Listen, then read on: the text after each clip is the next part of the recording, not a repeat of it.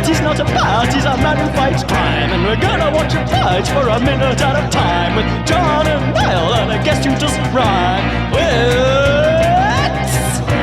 Bat Minutes! So, hello everyone, and welcome once again to Bat Minutes and Robin. It's the podcast where we get revved up. Talk about each minute of Batman and Robin, 1 minute at a time. I am one of the hosts, Niall McGowan. And here to careen recklessly, wildly, and with abandon throughout each minute of this movie, it's your other host, John Parker. Hello. Hey, and this week we got some road rage, some road warriors on the screen. So we should bring in some people who might know a thing or two about that, although they have been out to sea for quite some time at this point of recording. But the hosts of both Waterworld H2O and the Mad Max Minutes, we have Rick and Julia. Hello. Thank you so much for having us. I'm looking forward to talking about motorcycles again. Yeah. Hey, John. Hey, Niall. It's good to be back on dry land. It's been a while since we talked about motorcycles and crazy people wearing leather on land. It's great.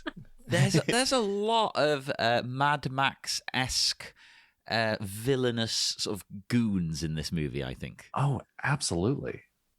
Almost to the point of because they do have in nods to other films in this sequence. So it's why wouldn't you put in Lord Humongous or something? Just just someone is Mad Max, is that a Warner Brothers franchise? Oh, it absolutely is. It's one of those movie series that Warner Brothers has in their vault up there with the Animaniacs on the studio lot that they can just pull from. We already have seen in this scene, you got the Droogs hanging out next to Coolio dressed up in their Clockwork Orange getup. And as we saw in Space Jam 2, whatever the subtitle of that one was, they're not up against bringing those characters back for any random thing. We saw War Boys in Space Jam. We see Droogs here. It's corporate synergy. Synergy, yeah. Cross promotions. I think that's cool. But Niall, didn't you hate Space Jam 2 for that very reason? Well, I think it was more because that was more for the purpose of Warner Brothers just showing off all the stuff that they owned. It was just this real forget about that Disney Plus across the street. Look, we've got Ken Russell's The Devils. Hey kids, you want to watch The Devils, right? Every child's favorite. It's here's a bunch of known horrible psychopaths in the Clockwork Orange gang. They're in a kids movie, although technically I guess this is also a kids movie, so Joel Schumacher kind of beat them to the punch with that one. So what you're saying is the Droogs are actually in more children's properties than otherwise. Right. Yeah, they've been in more children's properties than they are in A Clockwork Orange, I guess. But thank goodness they pulled Pepe Le Pew for his implications. Oh, God. That's a whole other thing. Oh. They did get in Pennywise there. Both versions. Both Tim Curry and Bill Skarsgård. Both? Hovering in the background. Yeah. I think they've got multiple versions of the Joker in it and stuff, too. You see, there's Jack Nicholson. Oh, there's the Heath Ledger version. It's just they just have all this stuff just jammed in there. Literally space jammed in. Now, come on. Have some consistency with your universe. This is a realistic property. They knew exactly what they were doing. Movie. They knew exactly. But we're here today, though, to talk specifically about minute 64 of Batman and Robin. And it opens with the tense revving of some engines. And it ends a minute later with some cyclists ascending to the heavens. Ooh. Well, the big things I took away from the opening of this is we get a good close-up of Barbara Wilson. I can't say your last name properly because it's supposed to be Barbara Gordon. But yeah, the G almost starts forming. It's Wilson. It's every single time. I'm just going to talk about her as if she is Barbara Gordon. But you got a good close-up of this image atop her helmet. And I'm not a massive fan of it. it's just not so much the idea of it. It's just I don't think it's a particularly well done painting. It looks like it's like an angel at an awkward angle. Like it looks like it's an angel throwing back its head and laughing. But it's also very Renaissance style in its depiction. It's almost like, yeah, you see it on, the wall or the ceiling of a church, and it's all like weird rounded off faces because people back like then cherubs. in Italy, they drew people weird. They did. I don't want to be too insulting, but they had absolutely no talent. It's been a couple hundred years. I think we can talk down about Renaissance painters and how ridiculous their paintings are.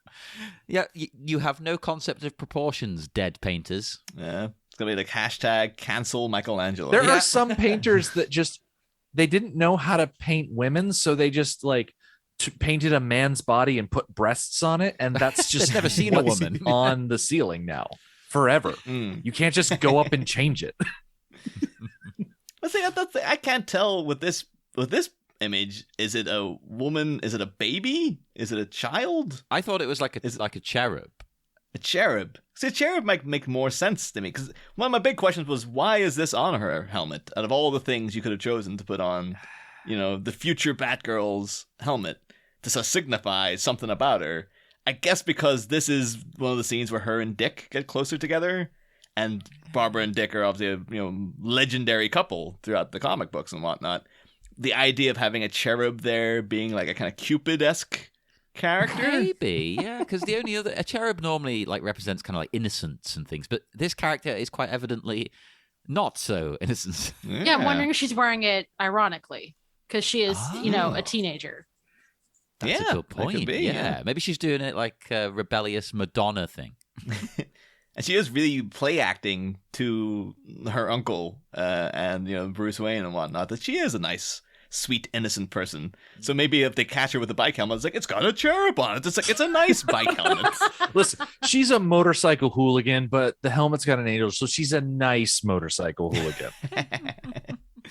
It could also be because it's quite angelic, and she is like amongst like a series of like crazy devil kind of people. She's an angel among the devils, maybe it's trying to signify. But one thing I thought, though, because one of the other guys, like the kind of main rival in the scene, Spike, he's got like an eyeball on his. Yeah. And I kind of thought, because, at this point in the comics and everything, Barbara Gordon or Batgirl went on to become Oracle. And, an oracle is someone who sees everything and, see into the future and all that sort of thing. So the eyeball would have almost been more apt for her, really. But maybe it was a bit too sick to have like an eyeball with angel wings on it. Whoa! It's too radical. She can't be that radical. I mean, if you want to be really accurate about it, if you're going to have an angel on a helmet, it should have a distressing amount of eyes. Yeah. If you want to get that's the most accurate. Biblically accurate, it's like wings, rings, eyeballs, different animal heads, crazy shouting. I love that. We need more proper depictions of angels. Like, seriously. In properties. You read the source material for that sort of stuff, and it's like some dude's walking around the desert, and suddenly he's accosted by this peyote vision insanity shouting at him to say, hey, don't be scared. And it's like, you look at it and it's like, of course I'm going to be scared. Well, that's why they open with don't be scared. It's basically like they're going, look, I know this is weird, but, hear me out. Can't you like a divine, can't you make yourself look normal? No. you got to see the rings, wings, and eyeballs. It's important. Yeah. Should actually, though, before we get properly into the minute and whatnot, should ask you guys just up front, because obviously Batman and Robin's very divisive movie. Like, where do you stand on it? Because it could obviously give an indication about like the rest of your commentary throughout the week. I don't like this movie. We'll let you off. It's okay. I don't like Batman at all as a character. He just really doesn't appeal to me. And I feel it's not in these minutes though, so I guess these minutes are great. Yeah, you guys have been really good about having us on in minutes where Batman doesn't feature that much. Yeah. You've been very wise. Yeah, so I'm not a Batman fan. I'm not a this movie fan. But I am a fan of these 3 minutes because I like motorcycles. That brings up an interesting thing for me though, because this movie, in some ways, despite us constantly saying it's a bit like the 60s one, other than that, it's the least Batman. Like, it's completely different to virtually every other Batman movie you've ever seen. So I was kind of thinking maybe you'd like this one because it's so different. I'm on board with it being different. I'm just not a fan of how it's different. It's just not my preferred aesthetic. Oh, yeah. I like the idea of you having to come into each of these movies and been like, well, I hated it, but I hated it for different reasons this time. Yeah. Like, let's be fair. This movie is psychedelic garbage. Oh, yeah. That I love, though. Yeah. And I have watched enough movies doing a movie-based podcast that I have become more skilled with, I don't like this movie, but here's what I did like about it. Yeah. Just because I don't like the movie overall doesn't mean there isn't great stuff. Case in point, Waterworld. Yeah, that's a fascinating movie to talk about rather than watch. I agree. Yeah. Oh. This movie is best digested in chunks, which is how I like to consume it. I would not willingly sit myself down for the 2 hours and 4 minutes that this movie runs and just be fully engrossed. Like, I am here for the memes. I'm here for the ice puns. I'm here for Uma Thurman vamping it up on screen. That's what I'm here for. I'm not so much here for, Uncle Alfred and, Dick and Bruce having their, measuring contests between the two of them. I could really care less about George Clooney, fantasizing about someone else while he's with Elle Macpherson. Like, that's not what I'm here for. Give me the villains. At the beginning of the minutes. Yes. As the race is about to begin, I thought it was interesting how Barbara, she looks back. And I thought, like, does she know that Dick is there? Not know, but sense him. She can feel that she's being watched. Because that shot's obviously in there for a reason. She is looking directly at him. It does seem like we'll obviously get to it at like the very end of the week when Dick reveals himself. She has a kind of moment of like, oh, it's you. But like, yeah, she is eyeing up this guy in particular. And maybe she does, like, he wasn't here the other nights or something. Yeah. Maybe she does sense something about the guy. But well, and you can sometimes tell when you're being watched, even if he's got like his visor down and you can't see his eyes. There's a weird sort of atmosphere, isn't there, when someone's looking at you? She's just like, I feel like, and he's like, you feel like what? She whips out her blaster. Hell yes. But then, we do get a cut to a shot of some of the other, characters getting prepared for everything to kick off. And, over in the far left, we do have, of course, the Droogs again. Although I don't know if they have any representation in the biking lineup, because everyone else, like, we know who Spike is, we know who Barbara is.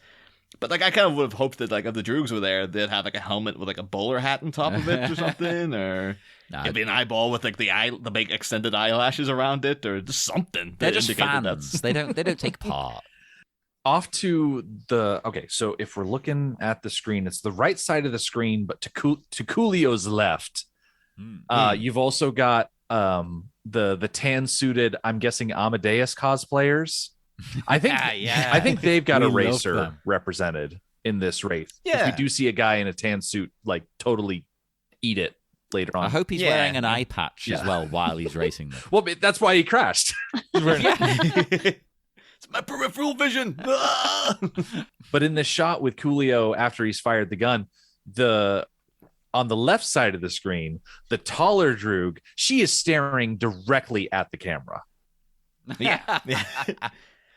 That does seem to be an odd thing that I didn't even spot last week, though, because we did a whole thing, 2 weeks back or thereabouts, where we had a story straight from Lexi Alexander herself, where she said she was doing stunt work on Batman and Robin and got fired when Joel Schumacher found out she was a woman, because he thought there was an all-male gang he was hiring.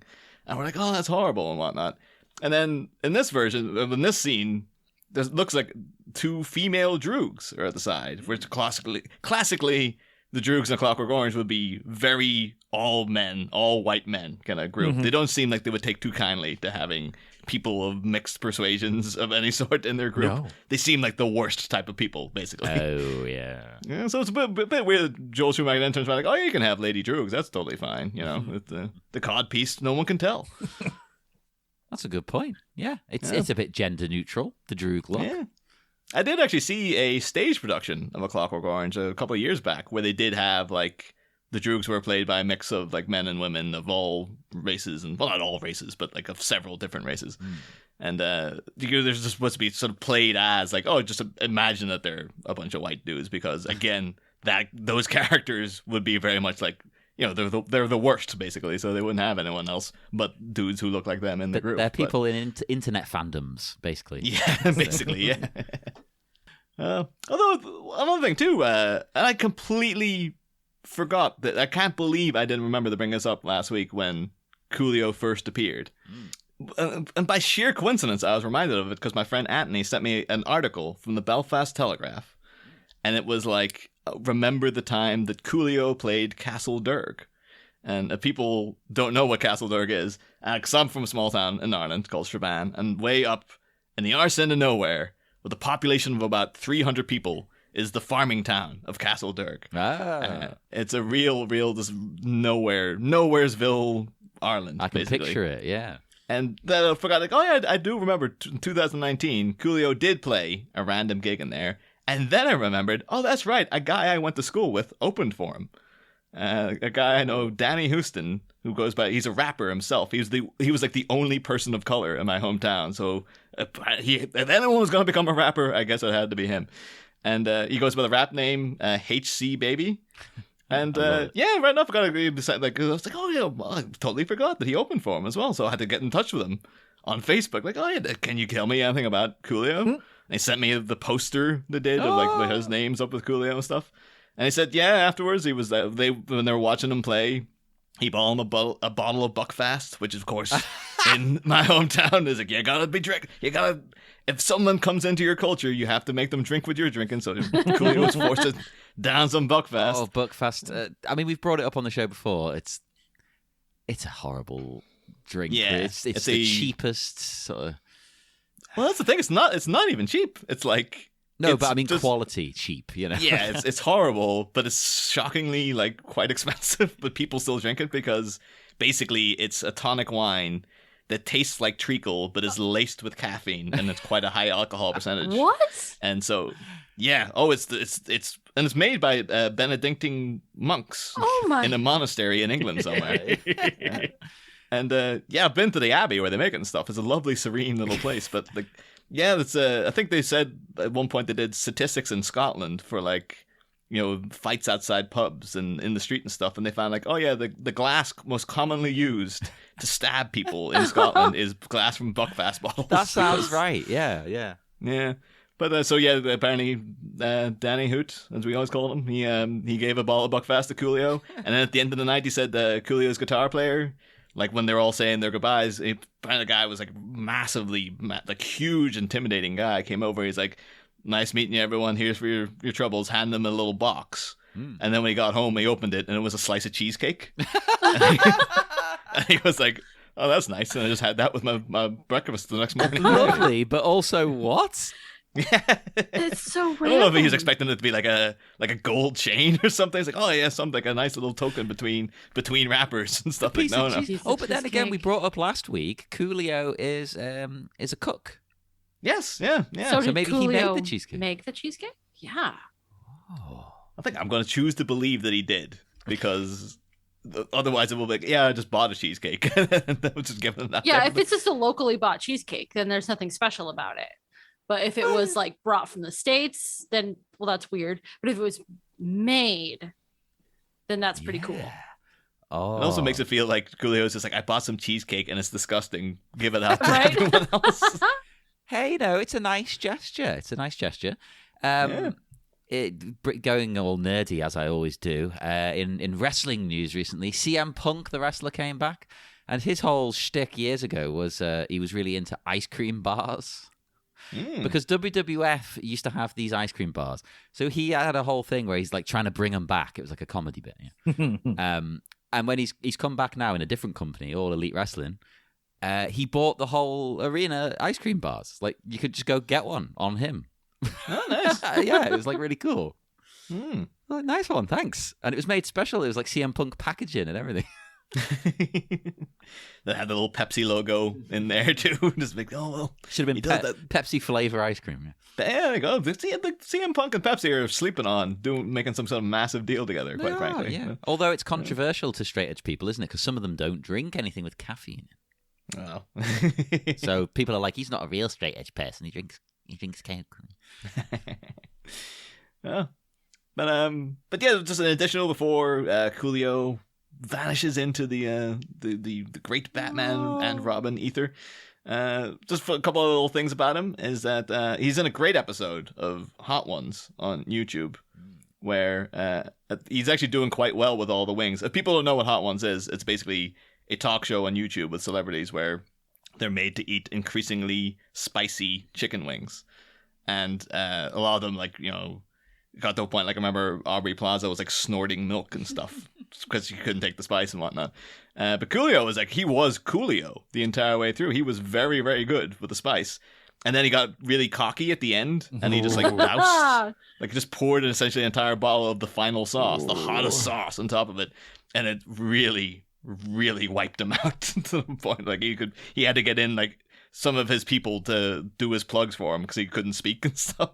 So, and within that, yeah, he did boast as being one of the 1 million greatest lovers in the world. How do you judge that? I don't know, but I guess maybe he's been around. He's like, I've had sex. Or maybe he asked Joel Schumacher. Obviously, Joel Schumacher's slept with like a couple of 100,000 people or whatever it was. So he's like, are Schumacher and Coolio just running in the same circles, and that's why he's in the movie? Well, that is a good question because Schumacher in the commentary has nothing but nice things to say about Coolio. And Coolio apparently was like in interviews recently saying like, I was only in this movie because they told me I was going to get to play the Scarecrow in the next one. And then he's just like, yeah, me and Joel Schumacher didn't get on at all. Oh. And so I was like, well, what happened there? I was like, did Joel Schumacher hear that he was one of the 1 million greatest lovers in the world? He's like, I got to get on this action. And then he's it's like, jealous. Yeah. Quite frankly, no. Maybe because they have those reputations. Maybe Schumacher and Coolio were at the same London orgy, and Schumacher looked over at the buffet, and Coolio was just hogging all of, like, I don't know, the tapas, and he wasn't leaving any for anybody else. And Schumacher's like, what? Who does that? Who goes to an orgy and just hogs all of the tapas instead of only taking a few and leaving the rest for everybody else? And so, you know, a lot of animosity can build up from that, I'm sure. Yeah. That's my headcanon for why they don't like each other. I'm on board with it. Yeah. Coolio was hogging all the cheesecake. And then when Joel told him off about it, he's like, I'm going to make sure out of guilt now, I give cheesecake to everybody like I encountered. Nothing, so they know I'm not one of the bad guys, you know? Nothing beats the cheesecake at an orgy. Maybe that's where that cheesecake came from. Yeah. He took all the cheesecake and then he had leftovers. So he boxed it up and gave it away. That might be a signal that like a party is about to happen. It's like if I give you a slice of cheesecake, it's an invitation. It's a sign. Oh man, missed opportunity. Oh my gosh. Yeah, it's like putting your keys in a bowl. It's just like if Coolio's just like give someone a nudge and sends them over. Yeah. And they've got like a gift wrapped cheesecake. It's like you have been chosen, sir. We all know what that means when you get some gift wrapped cheesecake. You know. And beyond that, Coolio, that's not the only film that he's had a cameo. He's like a coolmeo in. He's also appeared in an episode of Gravity Falls, great cartoon, appeared as himself, as a wax head version of himself. He's in Dracula 3000. Yes, which of course, I love it. It's so bad. Apparently he's in the director's cut of Daredevil, the Ben Affleck version. But I've never seen that. I've only ever seen the original Daredevil one time in the cinema. I guess I would have been like 13, and even then I was like, nah, this is this is garbage. I'm never watching that again. Although now, post watching that Catwoman movie, I don't know, maybe I would enjoy Daredevil more now because I like that. But he's also in Charmed as a Lazarus demon. Oh. So Lazarus Pit, kind of, Everything's connected. He has a beautiful 90s, I was going to say trifecta. It's actually 4 peak 90s TV things he's appeared in. VIP, Valerie Irons Protection, the Pamela Anderson bodyguard show. That's yet another podcast I wanted to do, was going through VIP.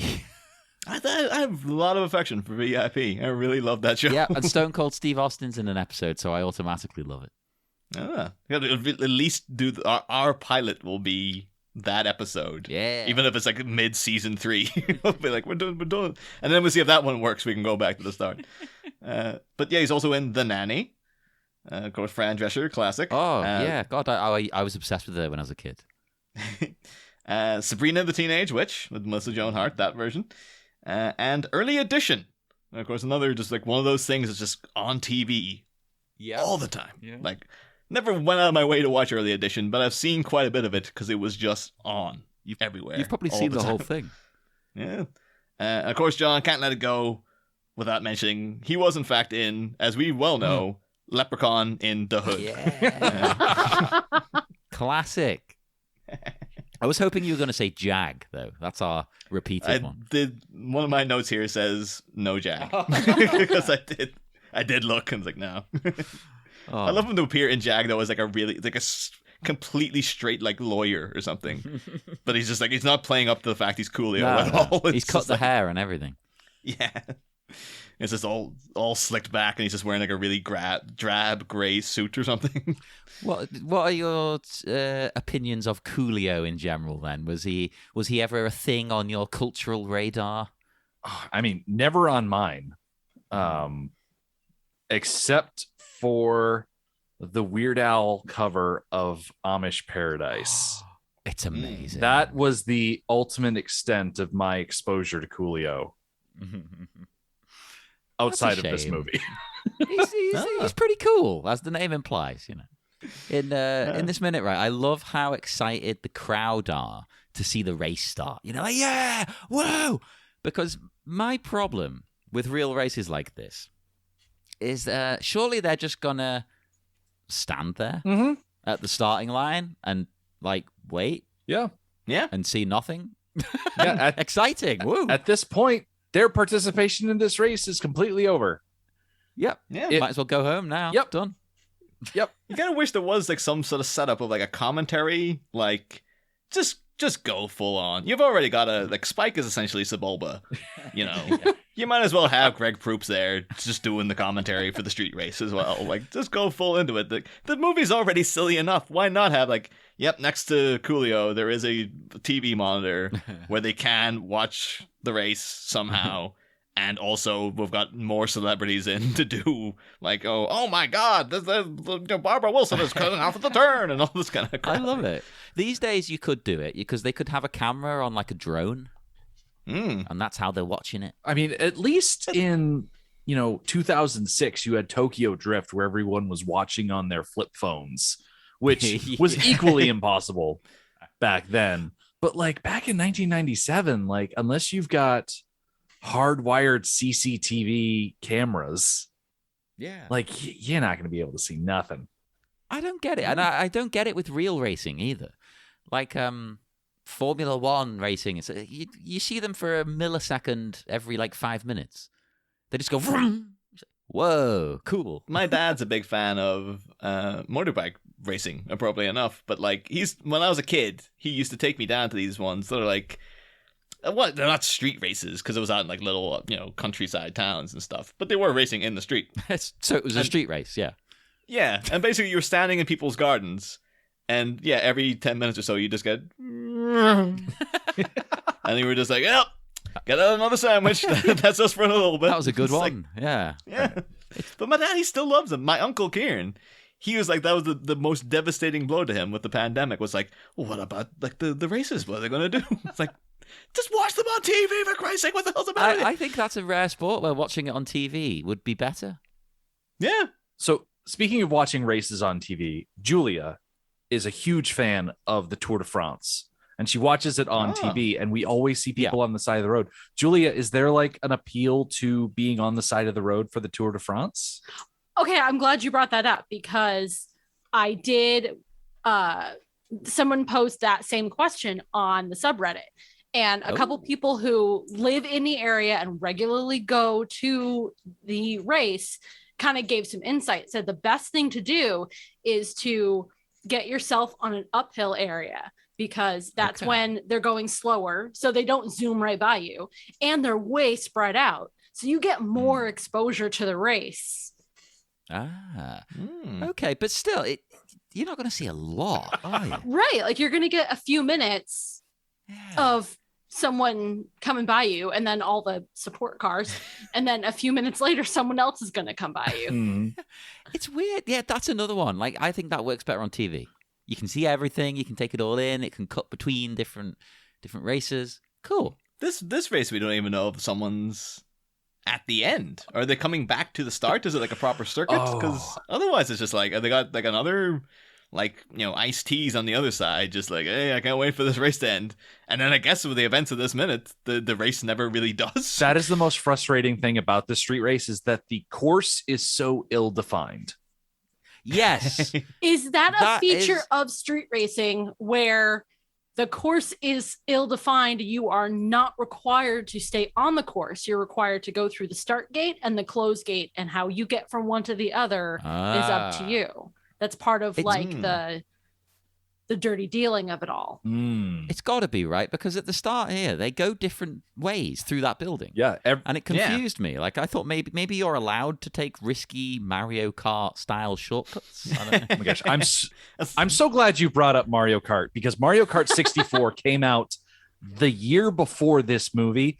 And Mario Kart 64 is arguably the Mario Kart where you really got the oddball shortcuts that involved ramps and jumping and things like this, and going into like tiny caves if you go off the ramp at a certain angle. Exactly. It puts out off the track. I don't think it's a huge coincidence that Mario Kart comes out in 96, Batman and Robin comes out in 97, and we've got this race and people are using alternate routes. Like, Spike goes up the ramp, everybody else goes through the doors, and then a bit later he's bursting through a plate glass window and falling down on people.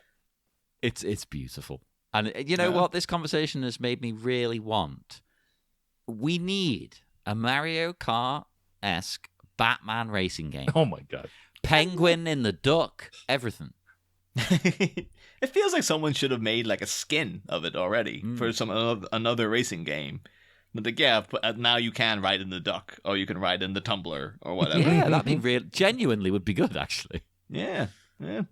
I love the Spike going up through the plate glass window, because in my headcanon, he is actually the wayward son of Ed Begley Jr. from the last movie, who, of course, like, Edward Nygma shoved out a plate glass window, and it's supposed to be a little nod of like, there he is, that's the kid. Look what happened to him after the Riddler killed his dad. Look how off the tracks he went, man. Am I the only one that sees this window as being vaguely eyeball shaped? I was going to bring it up about this window, if anybody else read symbolism into it. I saw eyeball shaped, and I also saw Spider-Man. Yes. Oh, yeah. Thank God you... Spider-Ball. I thought I was a weirdo for seeing the Spider-Man thing, and that's why I've not brought it up. I was like, people are going to just laugh at me. Thank God. I thought that was like, they were having a bit of fun. They were making fun of Spider-Man, like, you suck. I think there's other things in that. I would not be surprised, actually, if that was what they were doing. Like, because there's other things in the next 2 minutes and stuff as well. It's like, that feels like that. There's a clear reference to something. And then there's also like, that is that a reference to this as well? But like, yeah, I'm surprised you saying you held back on that kind of thing, John, because like the amount of contentious connections we've made throughout the show's history is like, that would have been that's a perfectly valid one to make. I just thought maybe people would think I was reaching, but it's even lit red.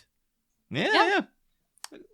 There's also too, like, if it's an eyeball, it's like Spike's like, eyeballs are my thing. I have to go through the eyeball. If I've not got the eyeball, then what have I got? I got nothing. He's got an endorsement deal with Big Eyeball that he's got to fulfill the contract. And this maneuver he does cost him seconds. This is not an efficient way to go. So he had to No. want it. He is very much the Dick Dastardly of this in Dick Wacky Races era Dick Dastardly, who, you ever watch that show? He was always miles ahead of everyone to set up traps and stuff. Yeah. Yet, and then that would always just cost him in the end. It's like, dude, just race normally and you might actually win the Just thing. be efficient and you'll be okay. Yeah, but there's the magic of the Mario Kart rubber banding, which is at play here as well. If you're really far behind, the game kind of cheats and bumps you up a bit and gives you better things. So, Dick here, he's gaining on the leader, rubber banding galore, blue shell the leader. That's what I want to see. You get that giant bullet that goes and just puts you right to the front. No. Although, actually, now having brought up Dick Dastardly, I'm remembering his car and how similar it was to the Batman Forever mobile. I'm like, oh my god, was that an untapped thing that we never realized that whole movie? Yeah. Oh god, we're learning new things still now. And of course, too, Two-Face crashed a helicopter through a giant glass eye in the Batman Forever as well. So maybe this guy, maybe Spike is the son of that goon who went through that.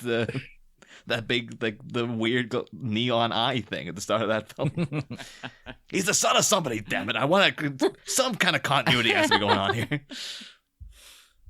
But asking for continuity in a scenario where there's a disco ball hanging from the roof of the warehouse and there are exploding balloons just lying around, which is like a kind of cool concept, but they never pop up again later and stuff. Yeah, but... barrels full of glitter. Yeah. Well, I mean, this warehouse has to serve some sort of purpose during the day. I assume so, right? It's the explosive I balloon don't know. and glitter It's a pretty warehouse. rundown area. It could be an empty warehouse. I don't know. There's a lot of random stuff. There's a lot of weird explosive barrels and things. I want to believe that this was once a glitter factory. And they- that sounds like a gay bar, though. Yeah. The glitter factory. And when the glitter factory shut down, the ravers moved in. Naturally. Yeah, and so when they don't have motorcycle races, this is just house music and laser lights. I mean, they've Yeah. already got the cartoon projectors rolling around everywhere. Yeah, and there's this tunnel of colorful plastic. Oh, Drapery. yeah. Yeah. People are beautiful. getting high on ecstasy and just running through that tunnel. Yeah. That's the vibe I get. Totally spot on. I do like the idea, though, that maybe it actually is a functioning factory. It's just that Coolio runs it, and this is like his Friday night. He's like, oh yeah, we let off some steam. And then you see at the end of it, he just like puts the hard hat back on. He's like, oh, gotta get back into old man Coolio mode. Yeah. All right, everyone, take down the glitter. You know, I think you're onto something, Niall. They work hard. They play hard. they play hard. But one thing, and can't believe it slipped past us last week, but would be remiss if didn't mention that in the last minute, Coolio was not the only recognizable celebrity cameo.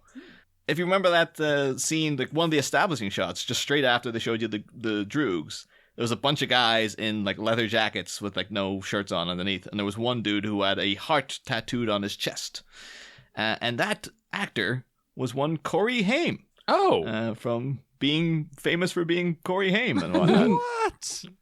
Yeah, but I did looking into him after this because, of course, Corey Haim, people don't know, very, very famous child star from the 80s, was like, don't know if he was discovered by Joel Schumacher, but he was a famous double act with the other Corey Feldman, who's still alive, still going strong. And Corey Feldman has credited Joel Schumacher for creating the two Coreys, the cultural phenomenon that they became, because he put them in the Lost Boys together. And apparently Joel Schumacher very supportive of both of them. And Corey Feldman actually both of them went into wild drug escapades during their teenage years and whatnot. And apparently Joel was very much trying to steer them away from that, but he's not their dad or anything. What could he do? It was just like a professional relationship. He can only advise them, and then it's up to them to listen, I suppose. Yeah, but yeah, when Joel passed, Corey Feldman was out on Twitter saying like, "Yep, the Joel Schumacher created the two Coreys. He was the guy to put us both together for the first time and stuff." And it's just looking into Corey Haim at this point. He had actually auditioned to play Robin in Batman Forever. Probably thought he had a leg up, but at that point he was like an absolute mess of a person. Oh, yeah. And turned down flat out. Although weirdly enough, I could actually, in playing Dick Grayson, I can imagine Corey Feldman doing Dick Grayson because he has that kind of smart alecky, you know, and kind of lovable rogue kind of charm to him. Whereas like, I don't know, Corey Haim always, I'm imagining him in Lost Boys. He strikes me as more of a Tim Drake Robin, who's a bit sort of nerdier and a bit more the proper detective kind of Robin. Yeah, I can agree with that. Okay. Yeah, but yeah, in '97, Corey Haim was flat out bankrupt and like owed thousands and thousands of dollars in back taxes and stuff like that. So I can imagine this cameo was more like Joel going, "I'm not giving you a part in the movie, but I'll give you a cameo so you can get a paycheck at least or something. Like, you know, I'll be nice to you, basically." At least he did something for him then.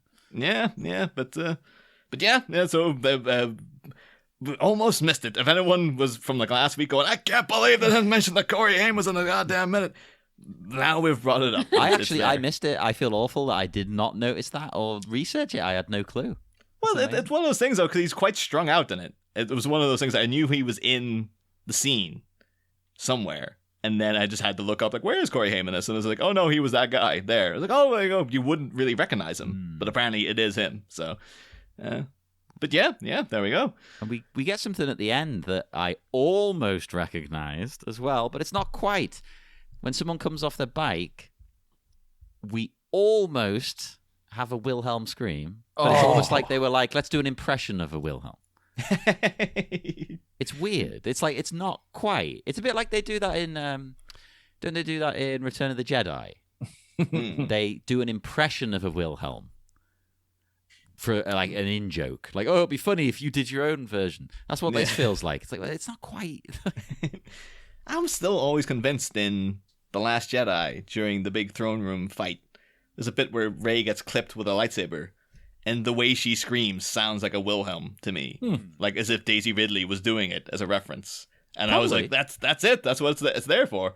And then, yeah, they never brought it up in Star Wars Minute. No one online seems to be really acknowledging it. It's like, okay, I guess, you know, there's no way that the Star Wars nerds of the world wouldn't know all about this. So I'm guessing it's not a thing, but I don't know. I'll have to rewatch the scene. I know the one you mean. Yeah. Wishful listening, I think, maybe. Yeah. Yeah, also, too, should say that the Amadeus Barry Lyndon cosplayer guy who in the tan suit, he's got a pretty nifty helmet. He's got one with little cat ears on top. Yeah, it's adorable. It's like, I don't know why he's not more of a cat-themed guy. I guess maybe he's like, I'm not one thing. I'm not just a French aristocratic fop, you know. I'm a fully rounded person. He's a hip cat. Yeah, there you go. Oh, but maybe that's why he's wearing a kind of zoot suit thing. He's like, when I got the helmet off, I'm fop. When the helmet's on, I'm hip cat. Well, there is a ska band called Hepcat. Ah, so he could be a fan of Hepcat. I wish there was some ska music playing in the scene, quite frankly, because the music they do have, not a fan. But we can talk about that in the next minutes, I think. Yeah. Yeah. Does anyone else have any other notes for minute 64? Nope. I'm all noted out for this one. Yeah, okay. Okay, we will head off into the dark, dark night. Would our wonderful guests like to promote their work or anything you like? What do you want to plug? Sure. You can find our stuff at madmaxminute.com. That's where we have all of our projects. So if you are interested in if you're interested in listening to Mad Max movie being broken down 1 minute at a time, we've got all of our seasons there: Mad Max, Road Warrior, Beyond Thunderdome, Fury Road. Currently, we are releasing episodes for Waterworld H2O minutes at a time, also on madmaxminute.com. If you want to check us out on social media, we are on Twitter at madmaxminute, on Instagram at madmaxminute, and on Facebook by searching for Mad Max Minute. I'd like to think we've gotten our branding down pat. Yep, you know what you're there for. You know what you're doing, and you're doing it well. So check all of that out, everybody. And as usual, speak to us on Facebook at the Bat Minute Listeners Cave, on Twitter at Bat Minute, Instagram the Bat Minute, and what should I? You know what? We never plug the email address? Mm. Dare we plug the email address now?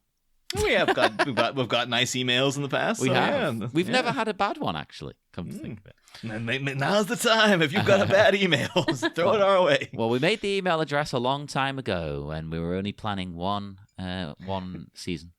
Well, we weren't really planning one, but we made it. It's batminute89 at gmail.com. So you can message us there. And now it's like a nostalgic kind of hip retro email address. We did it deliberately to be cool. Now we're always cool. That's what it is. We're suave. And do join us again on Wednesday for more Bat Minute and Robin. Next time. Beep, beep, beep, bleep. And they're off. Bob 3-Jump Wilson goes for the lead on a mechanical steed, while the rev of her tires draws the ire of a spiky biker. The swarm of, another racing rapscallion has run off the road! Oh, the humanity! The swarm of cyclists swerve a typhoon of combustible balloons and an unlucky garbage goon. But what familiar face are they likely to find in the form of a classic cartoon? Bikes go boink while we yell zoinks! Next time, Bat fans. Same Bat Pod, different Bat Minute. We'll be back.